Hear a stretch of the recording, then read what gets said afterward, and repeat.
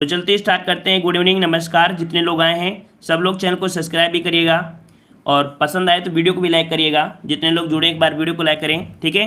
तो चलो स्टार्ट करते हैं। यहाँ पर आपका पहला प्रश्न दिया गया है, कह रहा किस वर्ष में हिंदी भाषा को कार्यान्वित करने अर्थात स्वीकृत का प्रस्ताव था।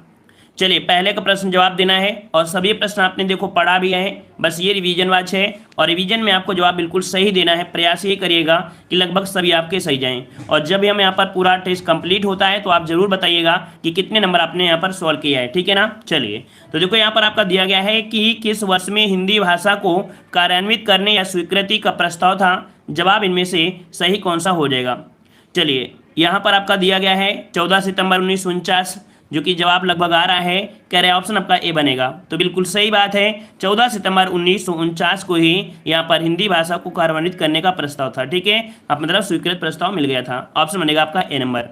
आगे आते हैं, प्रश्न आपसे अगला पूछा गया है। यहाँ पर कह रहा है 14 सितंबर 1949 को भारतीय संविधान सभा ने हिंदी को भारत संघ की कौन सी भाषा का दर्जा दिया।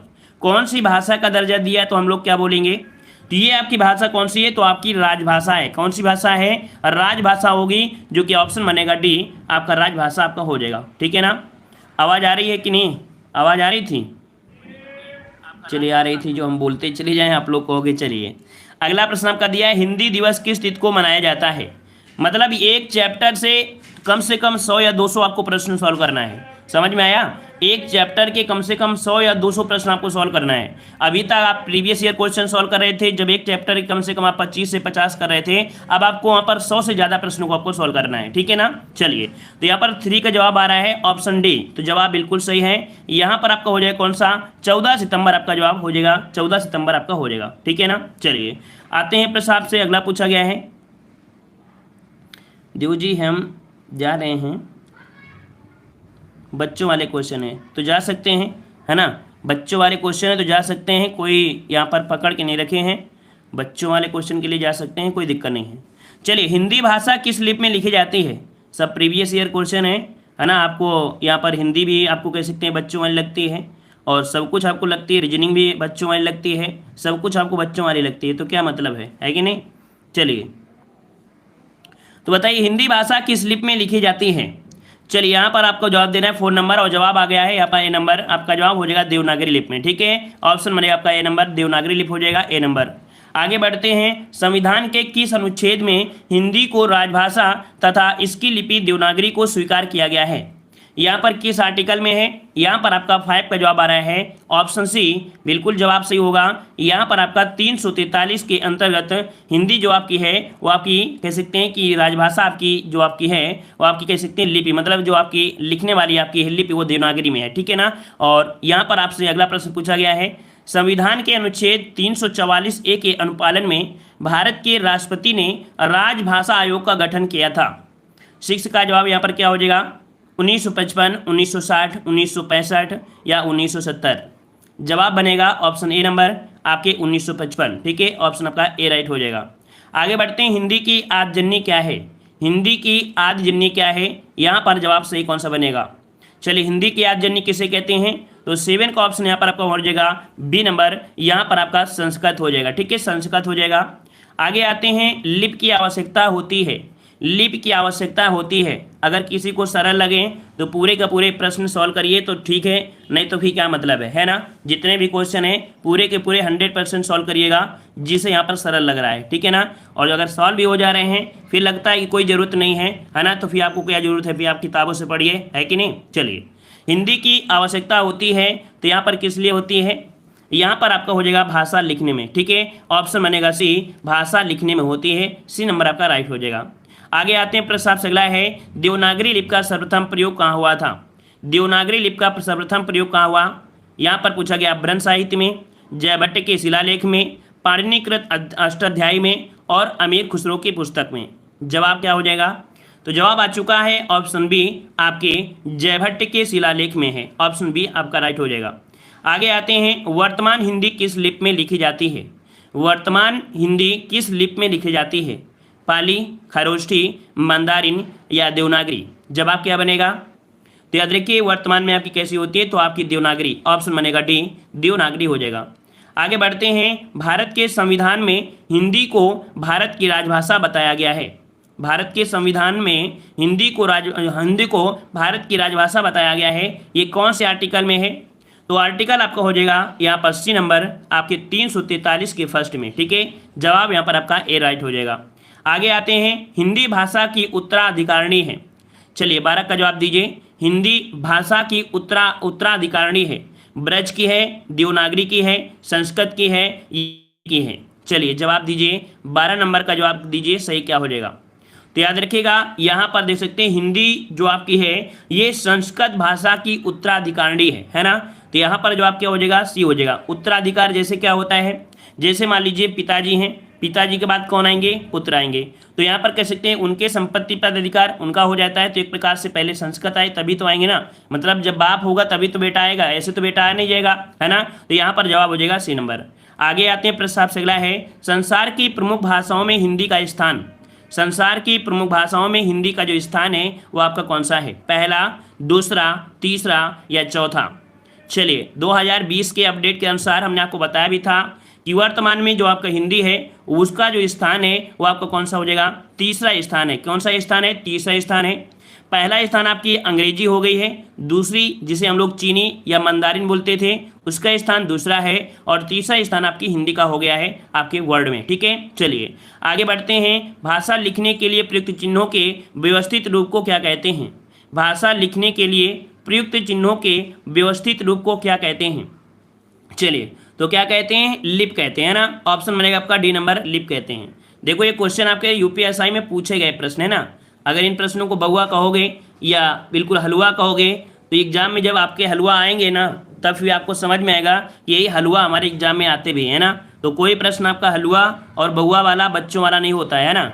आप बच्चे नहीं हैं, जब एग्जाम में ये प्रश्न आएगा तो आप कहोगे नहीं हाँ यही हल्का सा क्वेश्चन 1 नंबर दिया है ना। ऐसा तो नहीं है सरल वाला प्रश्न आपको आधा नंबर का दिया जाता है, और ऐसा नहीं है कि पूछा नहीं जाता है, सभी प्रश्न पूछे गए हैं। ठीक है, चलिए ब्राह्मी से किस लिपि की उत्पत्ति हुई है? ब्राह्मी से किस लिपि की उत्पत्ति हुई है? चलिए यहाँ पर जवाब देना है। तो ब्राह्मी आपका जवाब हो जाएगा यहाँ पर आपका सी नंबर आपके देवनागरी। ठीक है, किसी हुआ है तो देवनागरी जवाब हो जाएगा सी नंबर। आगे आते हैं, हिंदी को विकास प्रदान करने वाली भाषा कौन सी है?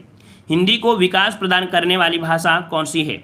16 का जवाब देना है। 16 का राइट आंसर क्या हो जाएगा? पाली, अपभ्रंश, प्राकृत या संस्कृत? क्या बनेगा? तो 16 का ऑप्शन बनेगा बी नंबर आपकी अपभ्रंश है ना। अपभ्रंश हो जाएगा, ऑप्शन बी हो जाएगा अपभ्रंश। आगे आते हैं, अवधी बोली किस अपभ्रंश से विकसित हुई है? अवधी बोली किस अपभ्रंश से विकसित हुई है? मगधी, अर्धमगधी, सौरसेनी या ब्राचड़? चलिए लॉक करिए ऑप्शन को। ऑप्शन हो जाएगा यहाँ पर आपका बी आपकी अर्धमगधी से। कहाँ से आई है? अर्धमगधी से आई है। और अर्धमगधी की बात करते हैं तो आपकी कौन सी होती है? तो आपकी पूर्वी हिंदी है ना। पूर्वी हिंदी, और पूर्वी हिंदी की जो आपकी होती हैं वो आपकी 3 बोलियाँ होती हैं, ए बी सी, अवधी, बाघेली और आपकी छत्तीसगढ़ी। ठीक है ना, तो जवाब बन जाएगा बी नंबर। अगला प्रश्न दिया है, हिंदी की मूल उत्पत्ति किससे मानी गई है? हिंदी की मूल उत्पत्ति किससे मानी गई है?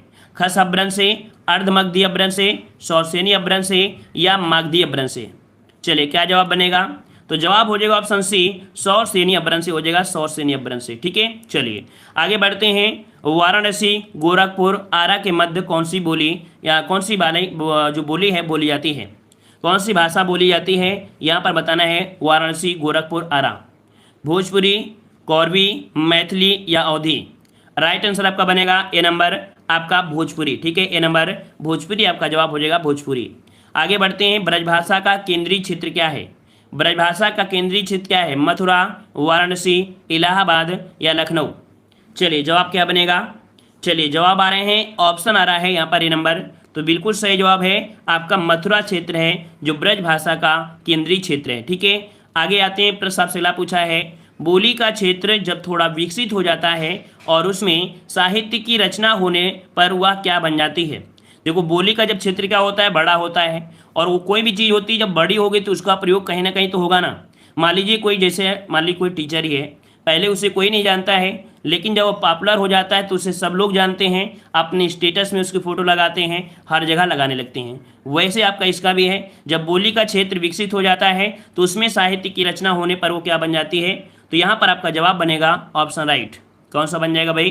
तो यहाँ पर आपका जवाब आ गया है, जो कि आपका जवाब आया है सी, आपका उपभाषा। क्या हो जाएगी? तो यहाँ पर आपका उपभाषा हो जाएगा। क्या बन जाएगी? उपभाषा। देखो हमने आपको बताया भी था, ठीक है ना। चलिए तो जवाब यहाँ पर लॉक कर दीजिए, ऑप्शन सी को उपभाषा बन जाती है। चलिए आगे बढ़ते हैं। प्रश्न आपसे अगला पूछा गया है, बुंदेली का क्षेत्र बताइए। बुंदेली का क्षेत्र आगरा, मथुरा, भरतपुर या सोनीपत, कौन सा बनेगा बुंदेली में? तो याद रखिए बुंदेली का जो क्षेत्र है वो आपका हो जाएगा कौन सा? झांसी, जालौन और आपका दतिया। ऑप्शन डी हो जाएगा, झांसी, जालौन और आपका दतिया। डी नंबर आपका राइट हो जाएगा। आगे बढ़ते हैं। जिस भाषा का अनुवाद किया जाता है उसे कहते हैं। जिस भाषा का अनुवाद किया जाता है उसे क्या कहते हैं? चलिए, मानक भाषा, लक्ष्य भाषा, माध्य भाषा या स्रोत भाषा। जवाब कौन सी बनेगी? कौन सा जवाब बनेगा? तो यहाँ पर आपका राइट आंसर आपका बनेगा यहाँ पर आपका डी नंबर। याद रखिए जिस भाषा का अनुवाद किया जाता है उसे हम लोग बोलते हैं क्या? उसे बोलते हैं स्रोत भाषा बोलते हैं। इसका जवाब बनेगा डी नंबर, ना कि ए नंबर, ठीक है ना। डी नंबर बनेगा, स्रोत भाषा होती है, ठीक है। अब समझ लीजिए कि अगर एक प्रश्न आपको ऐसे सरल प्रश्न में गलती होती है तो अब ये समझिए कि आपकी गलती है कि सरल प्रश्न समझते हैं या इन्हें कठिन प्रश्न समझते हैं, ठीक है। चलिए यहाँ पर दिया गया है, ब्रज हिंदी की किस उपभाषा में अंतर आती है? ब्रज हिंदी की किस उपभाषा के अंतर्गत आती है? चलिए यहाँ पर बताना है ब्रज हिंदी की किस उपभाषा के अंतर्गत आती है। राजस्थानी हिंदी, पश्चिमी हिंदी, पूर्वी हिंदी या पहाड़ी हिंदी। क्या बनेगा? तो यहाँ पर आपका राइट आंसर 24 का बनेगा। यहाँ पर बी नंबर आपकी पश्चिमी हिंदी, ठीक है। किस में आती है? पश्चिमी हिंदी के अंतर्गत आती है। ऑप्शन बी राइट हो जाएगा। आगे बढ़ते हैं। पूर्वी हिंदी क्षेत्र में कौन सी बोली नहीं बोली जाती है? पूर्वी हिंदी क्षेत्र में कौन सी बोली नहीं बोली जाती है? बघेली, अवधी, छत्तीसगढ़ी या जयपुरी? बताइए। तो अभी हमने आपको बताया था ये अर्धमगधी होती है कौन सी? पूर्वी हिंदी। और इस पूर्वी हिंदी में आपकी 3 होती हैं, ए बी सी, अवधी, बघेली, छत्तीसगढ़ी। अब आपको जवाब मिल चुका है, कौन सा है? तो यहाँ पर देखो अवधी, बघेली, छत्तीसगढ़ी है, मतलब ऑप्शन डी जयपुरी इसमें से आपकी नहीं होगी, ठीक है, डी नंबर। आगे बढ़ते हैं। निम्नलिखित में से कौन सी बोली उत्तर प्रदेश में बोली जाती है? उत्तर प्रदेश में बोली जाने वाली ये आपकी कौन सी है? चलिए, बुंदेली, बांगरू, कन्नौजी या हड़ौती। चलिए 26 नंबर, 26 का ऑप्शन सी हो जाएगा आपकी कन्नौजी, ठीक है। सी नंबर कन्नौजी आपका जवाब हो जाएगा। आगे बढ़ते हैं। मथुरा और वृंदावन में प्रमुखता कौन सी भाषा बोली जाती है? मथुरा और वृंदावन में मारवाड़ी, मराठी, संस्कृत या ब्रजभाषा। जवाब क्या बनेगा? तो जवाब बनेगा ऑप्शन डी, यहाँ पर आपका ब्रजभाषा हो जाएगा, ठीक है। आगे आते हैं। निम्न में से कौन सी बोली उत्तर प्रदेश की नहीं है? उत्तर प्रदेश की नहीं है। भोजपुरी, ब्रज, मेवाती या कन्नौजी। चलिए कौन सा बनेगा? तो यहाँ पर बन जाएगा ऑप्शन सी आपकी मेवाती, ठीक है, मेवाती ऑप्शन सी हो जाएगा। आगे बढ़ते हैं। कौन सी प्राचीन भाषा नहीं है? प्राकृत, संस्कृत, पंजाबी या अपभ्रंश। चलिए 29 का जवाब क्या बनेगा? 29 का ऑप्शन सी हो जाएगा आपकी पंजाबी, ठीक है, सी नंबर। आगे बढ़ते हैं। कौन सी बोली बिहारी की नहीं है? कौन सी बोली बिहारी की नहीं है? चलिए यहाँ पर है जयपुरी, मैथिली, भोजपुरी या मगही। तो बिहारी हिंदी की बिहारी हिंदी के अंतर्गत कौन सी नहीं आएगी? तो देखो बिहारी हिंदी की भी 3 होती हैं, कौन सी? तो आपकी मैथिली होती है, भोजपुरी होती है, मगही होती है, लेकिन जयपुरी आपकी इसमें नहीं होती है। जयपुरी तो आपकी कह सकते हैं राजस्थानी होती है ना। तो 30 का जवाब कौन सा बनेगा? ए नंबर आपका हो जाएगा। अगला दिया है, पंजाब में हिंदी का प्रचार किसने किया था? पंजाब में हिंदी का प्रचार किसने किया था? लल्लू लाल, राजा राम मोहन राय, सदर मिश्र या श्रद्धा लाल फुल्लौरी। जवाब क्या बनेगा? जवाब बन जाएगा डी आपकी श्रद्धा लाल फुल्लौरी। ऑप्शन बनेगा डी नंबर हो जाएगा कि पंजाब में हिंदी का प्रचार किया श्रद्धा लाल फुल्लौरी। आगे आते हैं। निम्नलिखित में से कौन सी बोली उत्तर प्रदेश की नहीं है? खड़ी बोली, जयपुरी, ब्रजभाषा या कन्नौजी। चलिए 32 नंबर में जवाब क्या बनेगा? तो याद रखिएगा आपकी जयपुरी, ठीक है, जयपुरी ये आपकी कह सकते हैं उत्तर प्रदेश की आपकी नहीं है, ठीक है। चलिए अगला है, जयपुरी का स्थानीय नाम क्या है? जयपुरी का स्थानीय नाम क्या होता है? बागड़ी होता है या कुंभज्जिल होता है या दासरड़ी होता है या ढूंढाई होती है। हमने कई बार आपको बताया भी है कि जो जयपुरी है उसे हम लोग ढूंढाही के नाम से जानते हैं, है ना। तो 33 का ऑप्शन कौन सा हो जाएगा? डी नंबर हो जाएगा ढूंढाही, ठीक है। चलिए अगला प्रश्न दिया है, उत्तर प्रदेश में कौन सी भाषा नहीं बोली जाती है? उत्तर प्रदेश में कौन सी भाषा नहीं बोली जाती है? अवधी, पहाड़ी, कन्नौजी या ब्रजभाषा। चलिए यहाँ पर 34 का जवाब कौन सा बनेगा? तो देखो आपकी अवधी होती है, कन्नौजी होती है, ब्रजभाषा होती है, लेकिन यहाँ पर पहाड़ी इसके अंतर्गत आपकी नहीं आएगी। ठीक है, बी नंबर आपका राइट हो जाएगा। अगला दिया है आधुनिक भारतीय आर्य भाषाओं का विकास किससे हुआ है? आधुनिक भारतीय आर्य भाषाओं का विकास किससे हुआ है? संस्कृत से, पाली से, प्राकृत से या ब्रज से? चलिए राइट आंसर आपका कौन सा बनेगा? 35 नंबर में राइट आंसर कौन सा बनेगा? तो यहाँ पर जवाब आ चुका है, यहाँ पर जवाब आ चुका है, कह रहे हैं आधुनिक भारतीय आर्य भाषाओं का जो विकास हुआ है ये हुआ कि किससे? तो आपकी अपभ्रंश से। किससे हुआ है? अपभ्रंश से हुआ है। यहाँ पर भी काफ़ी लोग यहाँ पर जवाब गलत दे रहे हैं, जबकि हमने इसके बारे में कल भी बताया था कि यहाँ पर आधुनिक दिया गया है, और जब आधुनिक दिया है तो हम लोग यहाँ पर अपभ्रंश की बात करेंगे, ना कि दूसरे की बात करेंगे। ठीक है ना? तो जवाब क्या बनेगा? डी बनेगा, क्योंकि आधुनिक भारतीय की हम लोग आधुनिक में आ चुके हैं इस कारण से। ठीक है, आगे बढ़ते हैं। प्रश्न आपसे अगला पूछा गया है आधुनिक भारतीय आर्य भाषा का काल कब से कब तक का था? चलिए क्वेश्चन आपको कल भी मिले थे और कुछ क्वेश्चन आपके रिपीट भी हो रहे थे, है ना? चलिए तो यहाँ पर 36 का जवाब दिया गया है। तो यहाँ पर याद रखिए आधुनिक भारतीय आर्य भाषा का काल कब से कब तक का रहा है? चलिए 1 ईस्वी से 500 ईस्वी तक, 500 ईस्वी से लेके 1000 ईस्वी तक, 1000 ईस्वी से अब तक। जवाब लगभग आ चुका है और आप लोग होशियार हो चुके हैं।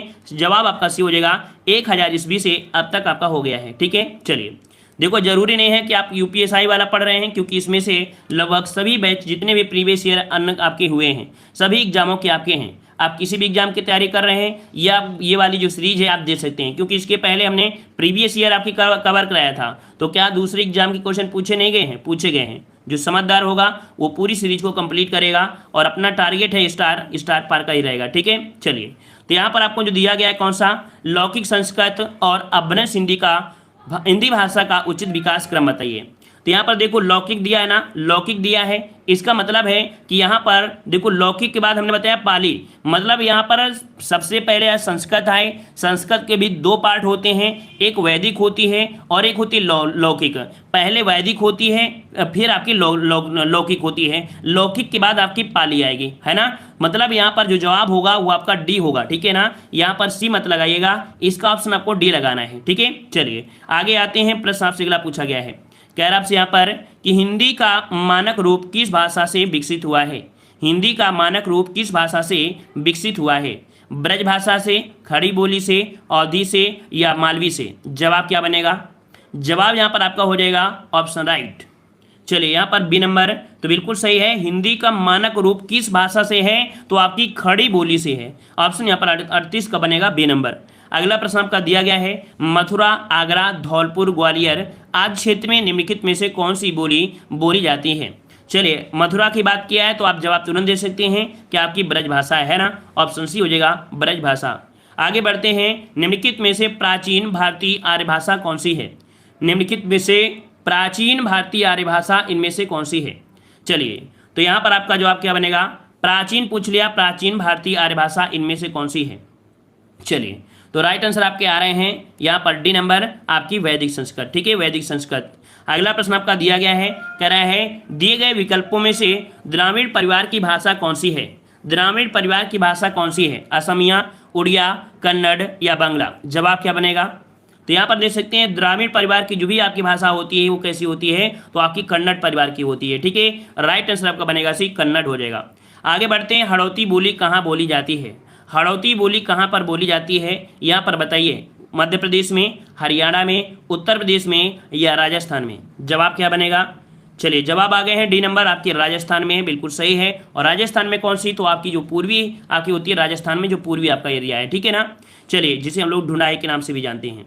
चलिए यहाँ पर 42 का ऑप्शन। ठीक है, अगला प्रश्न आपका दिया है रौघड़ी बोली कहाँ बोली जाती है? रौघड़ी बोली कहाँ पर बोली जाती है? यहाँ पर 43 का जवाब दीजिए। कल ये प्रश्न आपको मिला भी था, है कि नहीं?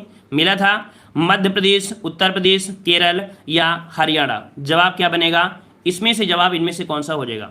चलिए 43 नंबर जवाब देना है। 43 का जवाब यहाँ पर से कौन सा हो जाएगा? डी नंबर आ रहा है आपका हरियाणा। ठीक है, हरियाणा है। देखो यहाँ पर ये पॉइंट में क्या होता है, एक जगह रौगड़ी भी मिलता है। ठीक है, क्या मिलता है? रौगड़ी होता है, रौगड़ी भी होता है, 2-3 होते हैं। तो यहाँ पर रौगड़ी है तो ऑप्शन डी देना है। ठीक है ना? और यहाँ पर आपसे अगला पूछा गया है, कह आपसे यहाँ पर इनमें से कौन सी बोली मध्य प्रदेश की प्रमुख बोलियों में से नहीं है? इनमें से कौन सी बोली मध्य प्रदेश की प्रमुख बोलियों में से नहीं है? निमाड़ी, बुंदेली, बांगरू या मालवी? जवाब क्या बनेगा? जवाब हो जाएगा 45 का ऑप्शन 44 का ऑप्शन सी हो जाएगा यहाँ पर बांगरू, है ना। बांगरू जो आपकी है वो आपकी मध्य प्रदेश की प्रमुख बोलियों में से नहीं है। जवाब बनेगा सी आपकी बांगरू। ठीक है, आगे बढ़ते हैं कि बघेली बोली किस क्षेत्र की बोली है? बघेली बोली किस क्षेत्र की बोली है? चलिए 45 नंबर, रांची, जोधपुर, जबलपुर या सिलीगुड़ी? चलिए यहाँ पर जवाब आ रहे हैं, बघेली बोल रहे हैं, ऑप्शन सी जबलपुर। बिल्कुल सही जवाब है, यहाँ पर सी हो जाएगा आपका जबलपुर हो जाएगा। ठीक है, आगे बढ़ते हैं। पुरानी हिंदी का उर्दू और अंग्रेजी के मिश्रण से उत्पन्न नई जबान कौन सी है? चलिए यहाँ पर 46 नंबर आपको दिया गया है और हमने आपको बताया था कि पुरानी हिंदी, उर्दू और अंग्रेजी के मिश्रण से उत्पन्न हुई नई जबान कौन सी है? तो आपकी हिंदुस्तानी भाषा है। ठीक है, ऑप्शन डी हो जाएगा हिंदुस्तानी भाषा, डी नंबर। चलिए अगला है, पश्चिमी हिंदी की कितनी बोलियां हैं? पश्चिमी हिंदी की कितनी बोलियां हैं? यहाँ पर जवाब दीजिए कि पश्चिमी हिंदी की जो बोलियां हैं वो आपकी कितनी हैं? 2, 3, 4, 5? चलिए कौन सा बनेगा? चलिए तो पश्चिमी की आपकी जवाब आ रहा है आपकी 5 है। बिल्कुल सही जवाब है, तो आपकी 5 हो जाएंगी। ऑप्शन बनेगा आपका डी नंबर, आपका हो जाएगा 5 आपकी हैं। ठीक है ना, और इसमें से खड़ी बोली आती है कौरवी, है ना, ब्रजभाषा भी होती है, कन्नौजी है, बुंदेली है और आपकी बांगुरी। ठीक है, चलिए आगे बढ़ते हैं। प्रश्न आपसे अगला पूछा गया है, यहाँ पर आपसे अगला क्वेश्चन दिया गया है कि आपसे किसी सीमित क्षेत्र में बोली जाने वाली स्थानीय भाषा को क्या कहते हैं? किसी सीमित क्षेत्र में बोली जाने वाली स्थानीय भाषा को क्या कहते हैं? राजभाषा, उपभाषा, बोली या राष्ट्रीय भाषा? जवाब क्या बनेगा? चलिए जवाब आ चुका है ऑप्शन सी, तो बिल्कुल सही जवाब है कि जब कोई सीमित क्षेत्र में बोली जाती है उसे हम लोग बोलते हैं क्या? तो आपकी बोली बोलते हैं। जवाब बनेगा आपका सी नंबर, बोली। आगे बढ़ते हैं कि भाषा को बोलते समय होने वाले उतार चढ़ाव को क्या कहते हैं? भाषा को बोलते समय होने वाले उतार चढ़ाव को क्या कहते हैं? अवरोह बोलते हैं या आरोह बोलते हैं या अनुताप बोलते हैं या संगम बोलते हैं? चलिए इस प्रश्न का जवाब दीजिए। इसका राइट आंसर आपका कौन सा बनेगा? चलिए राइट आंसर आपका यहाँ पर आ रहा है 49 का जवाब आ रहा है ए नंबर, और किसी का जवाब सी भी आया है। याद रखिए इसका राइट आंसर आपका जो बनेगा वो आपका बनेगा सी नंबर, अनुताप बोलते हैं। क्या बोलते हैं? अनुताप बोलते हैं। याद रखिएगा, जैसे हम आपको बोलते हैं क्या बोलते हैं, जैसे आपका ढोलक होता है, क्या होता है? ढोलक होता है ना, और ढोलक जब आप बजाते हैं तो कभी कभी होता है बहुत लय में होते हैं तो बहुत तेज थपाक लगाते हैं, फिर थोड़ा सा धीमे करते हैं, फिर ले जाते हैं आगे, इसी को बोलते हैं अनुतान। ठीक है, इसी बोलते हैं अनुतान, और यही आपका होता है ऑप्शन सी आपका अनुताप, उसी से आपका हो जाएगा। ठीक है, चलिए आगे बढ़ते हैं। रोमन लिपि का प्रयोग किस भाषा के लिए नहीं होता है? रोमन लिपि का प्रयोग किस भाषा के लिए नहीं होता है? जर्मन, फ्रेंच, कुल्लई या आपका स्पेनिश? जवाब क्या बनेगा? चलिए सर मॉर्निंग में करंट अफेयर की क्लास नहीं चल रही है, कल से क्लास चलेगी। आज लाइट नहीं थी, सुबह मॉर्निंग में लाइट चली गई थी ना, बारिश वारिश हुई थी, है ना, इस वजह से मॉर्निंग की क्लास नहीं चली थी। करंट अफेयर की कल से क्लास चलेगी। ठीक है ना, चलिए ये क्लास कब से स्टार्ट होती है? तो ये क्लास होती है शाम 5 बजे से। ठीक है, शाम 5 बजे से क्लास होती है, तो डेली आप ले सकते हैं, कोई दिक्कत नहीं है। और यहाँ पर देखो आपका 50 नंबर का जो जवाब है वो आपका कौन सा बन जाएगा? तो ऑप्शन बनेगा आपका ए नंबर, यहाँ पर आपका जर्मन। ठीक है ना, यहाँ पर रोमन लिपि का प्रयोग किस भाषा के लिए नहीं होता है? अच्छा, कुल्लई है, बिल्कुल सही है, ऑप्शन आपका सी हो जाएगा। देखो काफी लोगों को जवाब आ चुके थे, सी नंबर बिल्कुल सही है, यहाँ पर कुल्लई हो जाएगा। क्या हो जाएगा? कुल्लई, यहाँ पर ऑप्शन आपका सी हो जाएगा, है ना। चलिए आगे बढ़ते हैं। प्रश्न आपसे अगला पूछा गया है, जनगणना 2001 के हिसाब से भारत में निम्नलिखित में से सबसे अधिक कौन सी भाषा बोली जाती है? चलिए 51 का जवाब देना है, और 51 का राइट आंसर यहाँ पर कौन सा हो जाएगा?